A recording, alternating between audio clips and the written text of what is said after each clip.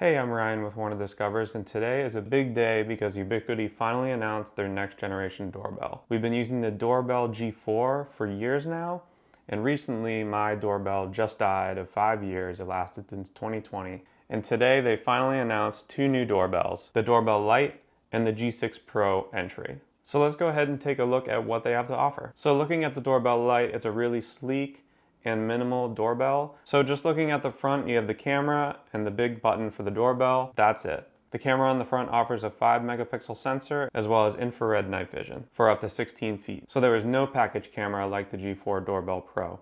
At the bottom, it does offer an LED light and a speaker for two-way communication. With the Doorbell Lite, it also comes in two colors, white and black, just like the old doorbells did. And this new doorbell uses the ARM A7 chip. But unfortunately, it seems like this new doorbell is only powered by PoE, and there is not a Wi-Fi option based on the technical specifications. This specific doorbell is going to take up to 8 watts of power, which again will be powered by Power over Ethernet. And just like the other doorbells, they do offer a wedge mount, which is handy for angling right in the front of the door. Now moving on to the G6 Pro Entry, this is definitely a doorbell that I'm excited about, which has a 3-inch touchscreen, two-way audio, PoE powered, a second package camera, enhanced AI functionality, and integrated access reader capabilities, which means it will take NFC access, BLE, as well as a new Face ID recognition for access.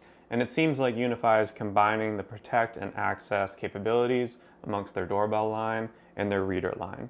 And just going through on the front of this G6 Pro Entry, you have an LED light on the front for illumination of the person in front of it, infrared night vision like all the other cameras, a 12 megapixel sensor, again the 3-inch touchscreen, the doorbell button, speaker on the front. And on the bottom you can see there is a package camera, which is an 8 megapixel camera, another LED light on the bottom, and in the back, PoE. Now one thing to note about this Pro doorbell is that it's powered by PoE Plus, and it's actually going to take up to 18 watts of power consumption. Another neat feature worth mentioning with the Pro is that you can customize the screen. It has a directory function like the access capabilities have. You can also scan a QR code or input the keypad entry right on the screen. Now let's go ahead and compare between the three PoE doorbells they will have available. Now one thing that sticks out with the original G4 doorbell PoE is that the infrared actually reaches up to 20 feet, which is an advantage in the last one. The G6 Pro Entry will actually support facial recognition, which is a new feature they haven't had in these doorbells. You still get all the smart detections with all three, with people, vehicles,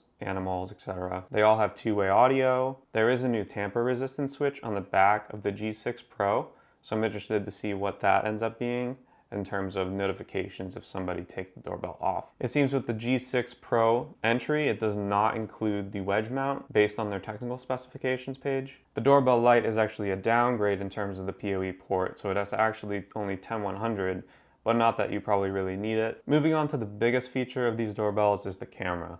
Now with the original G4 doorbell, both cameras in the front and the package detection camera were both 2 megapixels. Starting with the Doorbell Lite, we bump up to 5 megapixels for the doorbell. And then moving on to the G6 Pro Entry, you have the main camera bumped up to 12 megapixels. And then the package camera, 8 megapixels.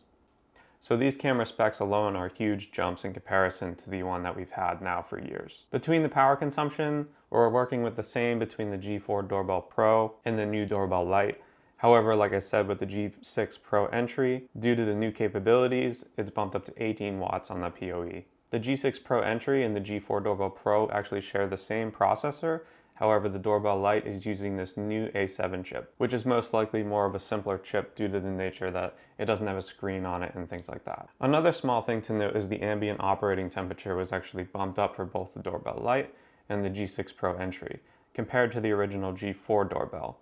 Now with the original doorbell, the technical specs support up to 104 degrees Fahrenheit. However, some people really encountered a lot of issues with the sun or the heat directly into the original doorbell.